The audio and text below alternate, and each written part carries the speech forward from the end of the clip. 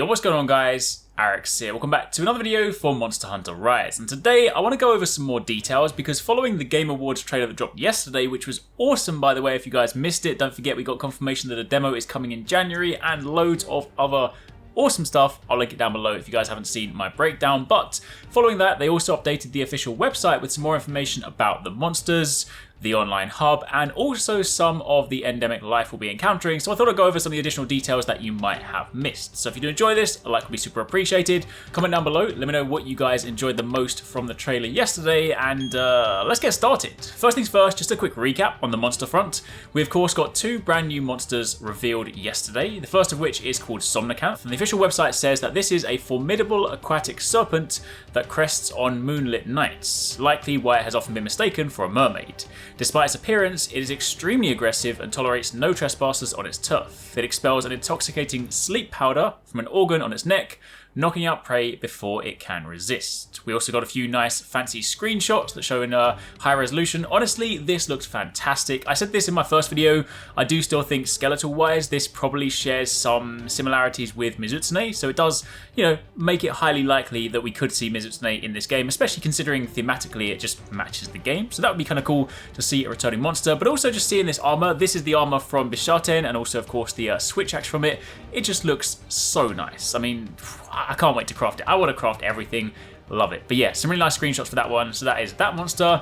And we also got Bishaten, which is a monster with a distinctive tail. While it is omnivorous, it has a preference for fruit and keeps various fruits with all kinds of effects in its belly pouch. An incredibly curious beast, it enjoys playing tricks on people and has been seen to bat fruit at its prey using its tail. It's basically throwing your 5 a day at you, making sure you eat your fruit. But honestly, this looks like such a joker to fight. I definitely kind of get that sort of Ketcha-Watcha vibes from this one. I love the look of it, and as mentioned, the armor looks awesome. And in these screenshots, we of course see the opposite way around.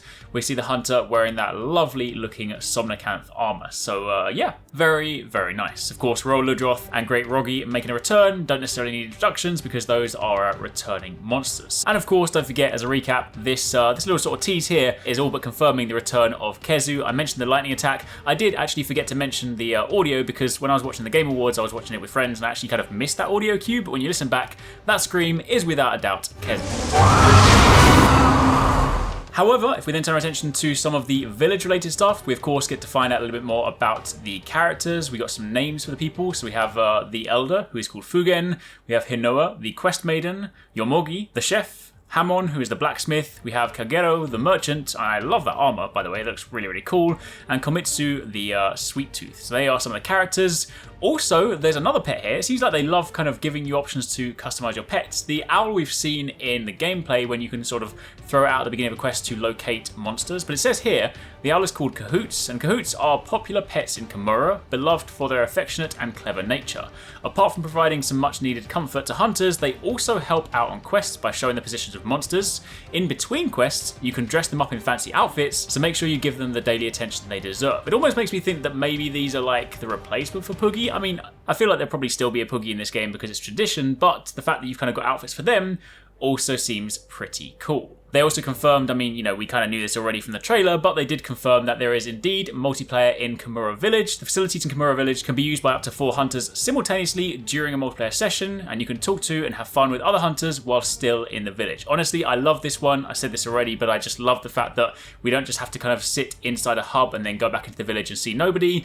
Being able to explore together, swing around your wirebugs, ride your palamutes, it's just going to be fantastic. Moving on from there, we then learn more about the Rampage. The Rampage is a catastrophic event where countless monsters attack the village all at once. People have lived in fear of it since ancient times, but nobody knows why it occurs. Kimura has fallen victim to this phenomenon numerous times as well, and especially the rampage that happened 50 years ago came close to wiping out the entire village. It says that the villagers are training day in, day out to prevent this tragedy from reoccurring, and they have built a sturdy stronghold to prepare for the next incursion. We of course see the hunters then deploying multiple different siege weapons, cannons, ballista, some random new looking weapons.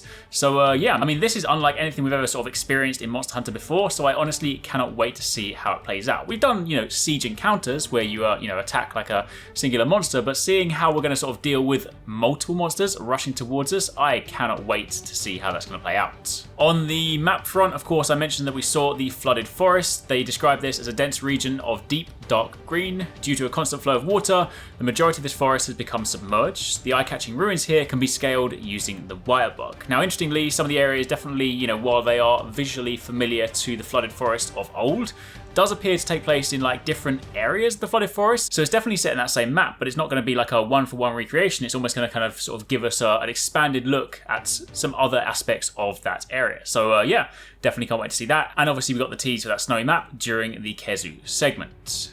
The website then goes on to talk about some of the boons you can get from endemic life. I love this picture, by the way. This is incredibly cool. We've seen these sort of birds flying around the map, but actually seeing this render up close, it looks really, really nice. But they said that there are different kinds of buffs you can obtain. Perma buffs will of course increase your status until the end of the quest. Those are the sort of things you get from the Spirit Birds, where you can increase your health or your stamina, that kind of thing. Interestingly, they also speak about a brand new item that we'll be able to equip on our character. We also get to see the equipment screen for the first time, looking very cool. But this is important because the Petalace seems to somewhat link to the endemic life. Because it says here that, of course, the birds we saw a moment ago are a species that allow you to increase your health, your stamina, your attack, or your defense until the end of the quest. And the extent of that increase is dependent on the Petalace that you have equipped. Petalace is a new piece of equipment. This is a bracelet that is made of a plant known as a sending sprig, and it can be equipped just like a weapon or a piece of armor. The pollen that the Spirit Birds carry with them attaches to the Petalace, enveloping the hunter in a sweet, energizing fragrance that grants a permanent status boost until the end of the quest. They said there are various types of Petalace, some more likely to raise your attack, others more likely to raise your maximum health, for instance, so you basically pick a type that suits you. So it's kind of like a sort of extra charm, so to speak. Speaking of which, it is interesting, this may well not be the complete equipment screen, but notice how on the equipment screen there is no charm slot, it is just weapons, armor, and the Petalace. This could well be a different menu. This is of course in the item box, so it might well be that when you go into the armor section specifically, potentially this changes, or maybe these are used in place of charms. That much we don't know yet until we get to go hands-on. We can't confirm, but that is something to consider. Then speaking about some of the hunting helpers, these are little creatures you can actually capture around the map, and you can use them like items during the hunt. We of course have the stink mink, which we saw the other day, which is a type of weasel that releases a special smoke-like pheromone when used, allowing you to attract nearby large monsters. You can use it to lure one monster towards another, which can cause a turf war.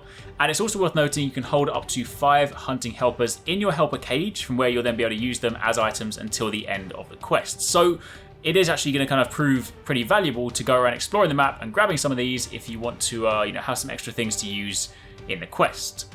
There's also the Gigana, which are a species of carnivorous fish that go absolutely wild when you give them raw meat. So any monster or hunter that is nearby is bound to get swept up into their ferociously voracious behavior, taking damage in the process. So basically this kind of gives us a use for raw meat now, because up until that point it's, obviously you can cook it, and occasionally there's the odd monster that you can put down tainted meat, but now we actually have this being able to throw it into the water and then basically make it like a sort of damage trap for monsters is going to be pretty interesting.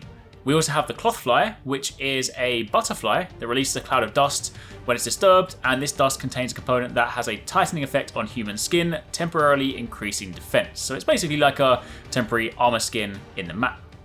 They did say, of course, there are many more types of endemic life in the game, so make sure to look out for them on your hunt. But for the time being, that is a little rundown on some of the extra details that we got from the official website. I'm sure there'll be more information, dropping over the coming weeks and whatnot, but for the time being, that is that. So yeah, I'm incredibly excited, absolutely love that new trailer, very excited for the demo in January, so keep it locked, and of course, as and when there is new Monster Hunter Rise information, I will keep you guys bang up to date. Thanks for watching, guys. I hope you enjoyed that video. Don't forget, if you haven't already done so, you can join the Arekkz Gaming Discord. We've got an awesome community over there with so many different channels for you to chat loads of different topics and different games. I'm in there, the team's in there if you guys want to chat with us, find people to play with. It's just in general a great place to be. And of course, if you enjoyed this video, don't forget to turn on those notifications so you don't miss any of our future uploads.